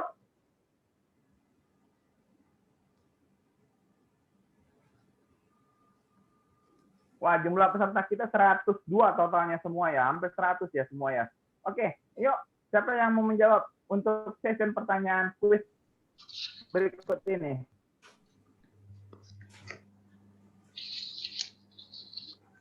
Silakan. Ya. Oke, itu sudah dibuka Pak Kris. Ya, halo, selamat pagi. Iya, selamat pagi, Pak. Ya, dengan siapa? Saya dengan Dela Ajeng. Saya seorang pegawai swasta. Oke. Oke, Dela, silakan jawabannya. Untuk BB normalnya di 75, BB idealnya 67,5, kebutuhan kalorinya di sebentar. 2250 ya. Dokter, gimana dokter? Gimana Bu Ana sama Pak Zen? Ini yang tahu jawabannya adalah dokter sendiri karena berat badan dokter, tingginya tinggi dokter. Tapi Ya, laki-laki. betul ya. Jadi Dela Ajeng Mbak ya. Dela bilang, Dela Ajeng betul ya, karena Dela Ajeng kayak menyimak banget kayak dari tadi. Selamat. Iya dok, thank you dok. Jawabannya benar, Bu Dela, selamat. Sungguh menyimak pembicaraan dari Dr. Andi tadi, dan kami persilakan kepada Pak Kris untuk melanjutkan kuisnya. Begitu menarik ya Pak oke, Kris. thank you, Mister. Oh, ya, kita berikan nafas buat Dela ya. yang telah Bu Dela. menjawab. Terima kasih, Bu. Ya, oke. Iya. Penjelasan nanti tolong bisa japri ke nomor WA ya. Nanti nomor WA. Saya sudah Mbak Dela. Halo. Iya, halo Pak. Ya, sudah mencantumkan nomor WA ya di pendaftaran ya. Sudah Pak. Sudah. Oke, nanti kami akan hubungin untuk mengirimkan hadiah. Sekali lagi terima kasih banyak untuk peserta webinar yang luar biasa. Saya kembalikan untuk ke MC untuk hari ini. Silakan MC. Ya, terima kasih.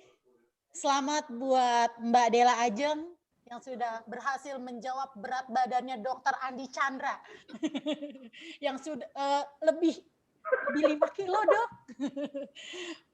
Baik. Kesehatan sangat penting bagi kita semua, maka dari itu kita harus menjaganya dengan mematuhi protokol kesehatan selama pandemi ini. Saya, Anastasia Natalia, mohon undur diri sampai bertemu pada webinar-webinar mendatang. Assalamualaikum warahmatullahi wabarakatuh. Salam, Namo Buddhaya, Om Swastiastu. Salam kebajikan, Wei Te Tung Tien. Salam sejahtera buat kita semua. Selamat siang, terima kasih. Terima kasih kepada seluruh peserta, dan kami persilakan kepada seluruh peserta dan kepada dokter dan kepada seluruh yang mengikuti kegiatan ini. Kami mengucapkan terima kasih banyak dan kami persilakan sudah bisa meninggalkan ruang webinar. Sampai bertemu Terima kasih pada semuanya. acara berikutnya. Ya.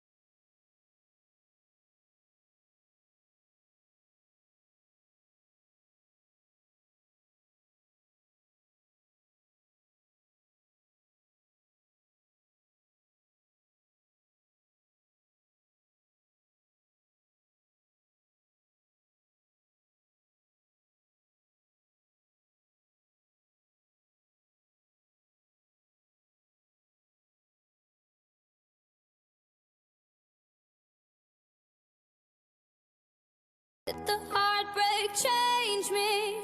Maybe where I ended up, I'm all good already, so moved on. It's scary, I'm not where you left me at all.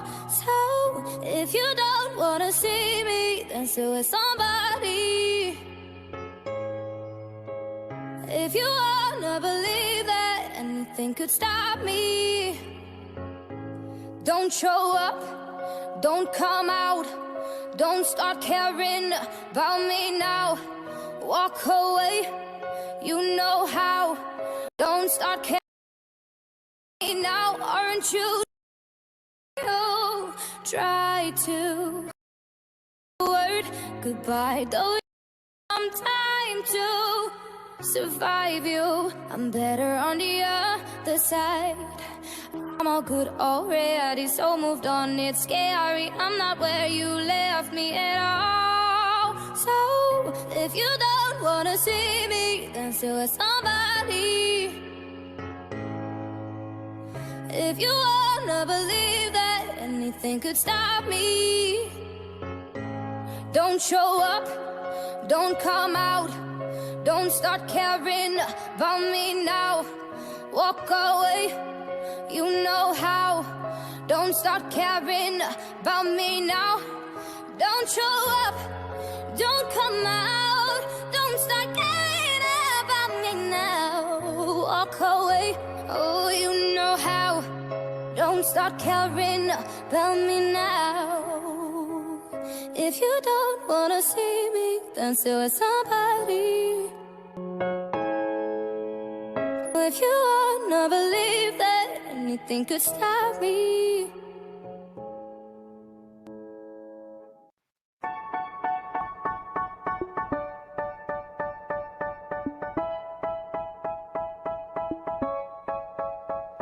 They say, oh my God, I see the way you shine. Take your hand, my there's a place and both in mine. You know you stopped me dead when I was passing by. And now I beg to see you dance just one more time. Ooh, I see you, see you, see you every time. And oh my, I like your style. You make me wanna cry. And now I beg to see you dance just one more time. So I say, dance for me, dance for me, dance for me, oh. Never seen anybody do the things you do before. They say, move for me, move for me, move for me, hey, ooh. When you're done, I'll make you do it all again. I said, oh my God, I see you walking by. Take my hand, my dears, and look me in my eyes. Just like a monkey, I've been dancing my whole life. And you just beg to see me dance just one more time. Ooh, I see you, see you, see you every time. And oh my, I like your style. You make me wanna cry. And now I beg to see you dance just one more time. So I say, dance for me, dance for me, dance for me, oh. I've never seen anybody do the things you do before. They say, move for me, move for me, move for me, hey. When you're done, I'll make you do it all again. They say, dance for me, dance for me, dance for me, oh. I've never seen anybody do the things you do before. They say, move for me, move for me, move for me, hey, ooh. And when you're done, I'll make you do it all again.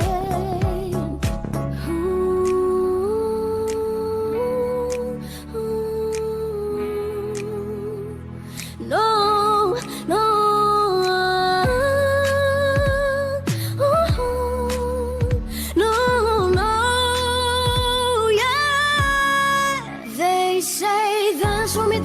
dance for me, oh. I've never seen anybody do the things you do before. They say,